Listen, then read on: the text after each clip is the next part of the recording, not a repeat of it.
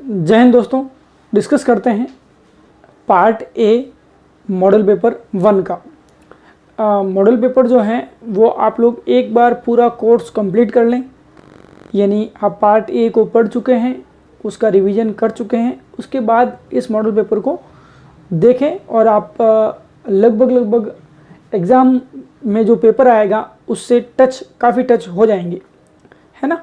अब model paper करने का तरीका क्या है, आप क्या करें, जैसे मैं कोई सवाल बोलता हूँ तो आप वीडियो को पॉज करें।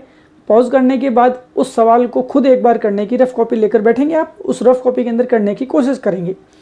ये करते हुए आप धीरे धीरे अपना स्कोर चेक करें कि आप कहाँ तक पहुँच रहे हैं।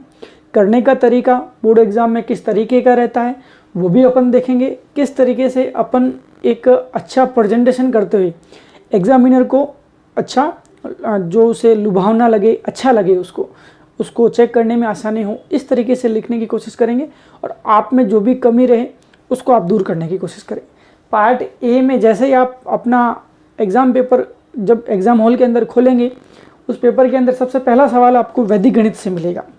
तो वैदिक गणित में जो पहले टॉपिक चलते थे, पहले की जो बुक्स में 2019-20 का जो सत्र था, अभी 2020 का जो अपना प्रोग्रेस चल रहा है उसके अनुसार 1+1 यानी एक नंबर के 2 सवाल आपको देखने को मिलेंगे, जैसा कि लास्ट ईयर उसने करा था। तो सबसे पहला सवाल, इस बार आरबीएसई ने नई किताब के अंदर जो गणित की नई किताबें एमएस की चलाई है, उसके अंदर आपको एक चैप्टर ही दे रखा है, प्रश्नावली 1 करके, वही विविध प्रश्नमाला है, वही आपके लिए 1.1 है, वही 1.2, इस तरीके से। तो आप लोग उस नई वाली किताब के अकॉर्डिंग पढ़ें, क्योंकि एग्जामिनर जब पेपर बनाने बैठेगा तो वो किताब लेके बैठेगा उसके अंदर से। उसके अलावा बात करते हैं सबसे पहला सवाल ये है, आप सबसे पहले सवाल को सुनेंगे। सवाल ये है, वैदिक विधि से 12 का घनफल ज्ञात कीजिए। क्लियर? वैदिक विधि से 12 का घनफल ज्ञात कीजिए। सुन रहे हैं आप? वीडियो को पॉज करें और इसका आंसर निकालें। क्लियर? अब करने का तरीका, 12 का क्या निकालना है, क्यूब निकालना है ना। अब मैं आपको इसको करने के लिए निखिलम विधि का यूज़ करने का दूंगा। क्यों? क्योंकि वो एक नंबर के अंदर आपको बिल्कुल अच्छे से 12 का घन भी हो सकता है, वर्ग भी हो सकता है, एक ही बात है। निखिलम विधि से किसी भी का भी घन जो होगा, यानी निखिलम विधि, हल्की सी हेडिंग लगाएंगे। अब ये एक नंबर के अंदर है, निखिलम विधि के अंदर 12 का क्यूब, किसी भी संख्या का क्यूब जो होगा वो किसके इक्वल होगा, वो इक्वल होगा संख्या प्लस 2 इंटू विचलन, है ना, ऑब्लिक 3 इंटू विचलन का स्क्वायर, उसके बाद विचलन का क्यूब। ये इसका फॉर्मूला है। आप भी जानते हैं एक नंबर के अंदर उपादार वाला काम नहीं बनेगा। उपादार आ जाए तो कोई टेंशन नहीं। उपादार की घात कितनी, यहाँ सबसे आगे उपादार की घात 2, 1 और 0, इस तरीके से चलता है। उपादार का गुणा करना पड़ता है। क्लियर? निखिलम विधि से घन निकालना एक नंबर का सवाल है, मुझे ज़्यादा टाइम वेस्ट नहीं करना है। बस आप सीधा एक लाइन में लिखेंगे, संख्या कितनी है, संख्या है 12, कितनी है संख्या 12 का मुझे क्यूब निकालना है। उसके अलावा विचलन कितना होगा, आधार कितना लेंगे, क्योंकि निखिलम विधि से अपन कुछ भी निकालते हैं, उसके लिए मुझे क्या जरूरत पड़ती है, आधार की। आधार के साथ साथ जरूरत हो तो उपाधार भी लेते हैं। आधार कितना है 10, ये 12 जो है किसके पास में है, 10 के पास में है। इसके अनुसार विचलन की वैल्यू कितनी आएगी, विचलन होता है संख्या माइनस आधार। संख्या कितनी 12, आधार कितना 10, उत्तर 2।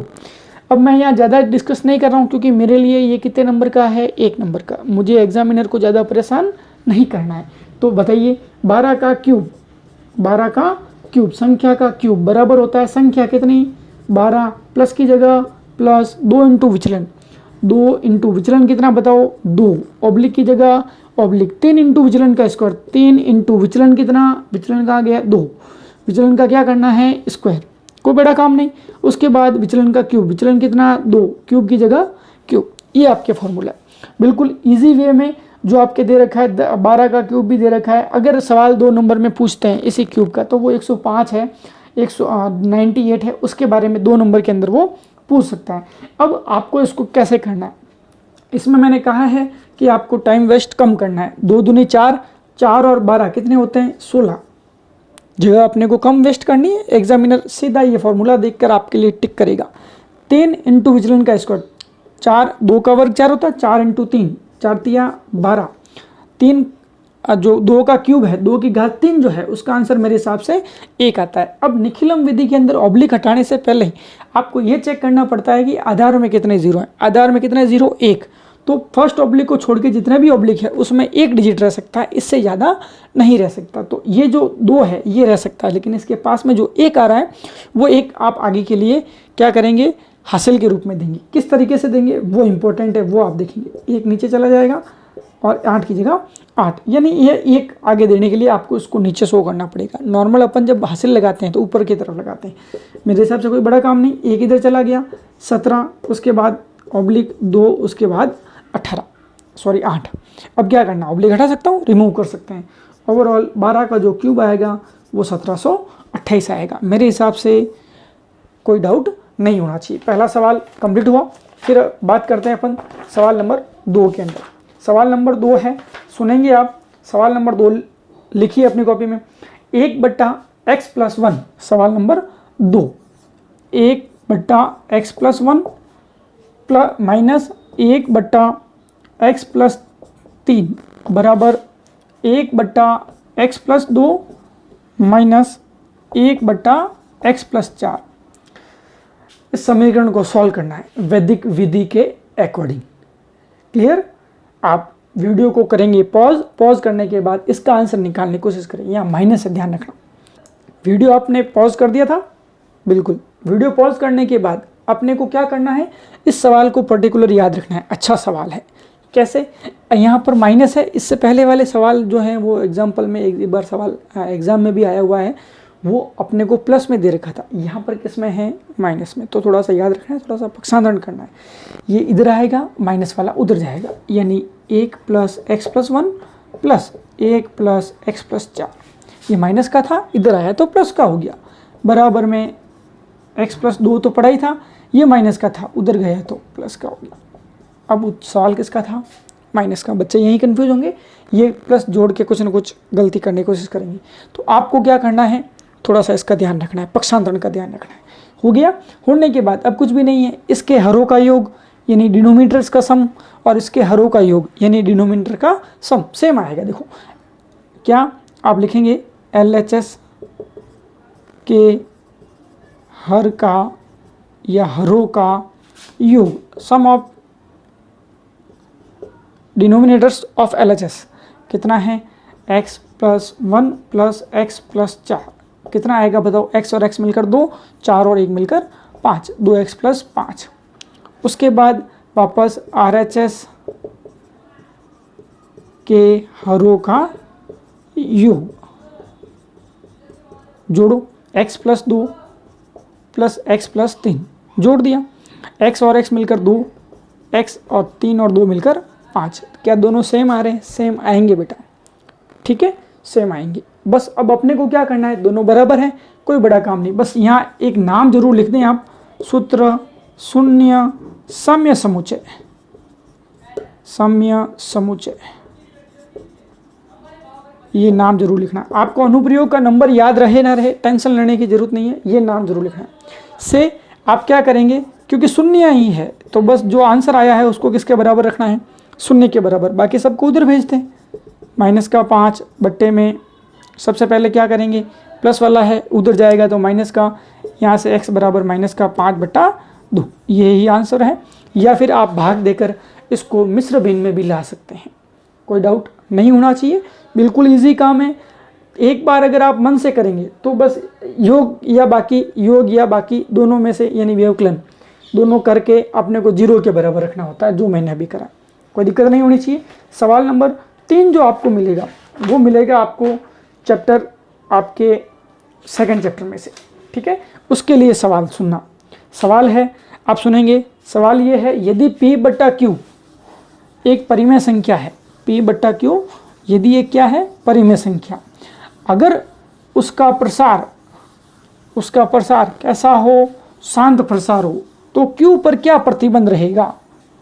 सवाल सुना आपने, पॉज करें वीडियो को और इसका आंसर लिखने की कोशिश करें अपनी कॉपी के अंदर, रफ कॉपी के अंदर। ठीक है, क्या था, यदि P/Q एक परिमेय संख्या हो देन Q पर क्या प्रतिबंध होगा जब P/Q जो है एक शांत दशमलव हो, यानी शांत प्रसार हो उसका। अब इसी के अंदर मैं कह सकता हूँ अशांत आवर्ती हो। ठीक है, दोनों एक ही बात है। अब अपने को कुछ भी नहीं लिखना है।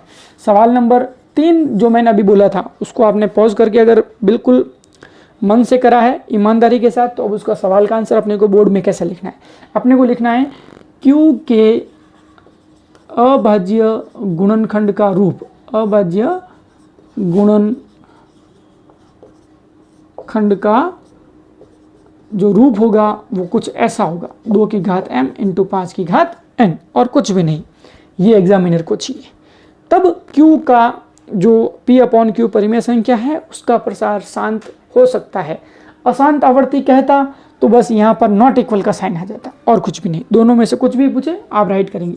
सवाल नंबर 4 आपके त्रिकोणमिति में से आएगा।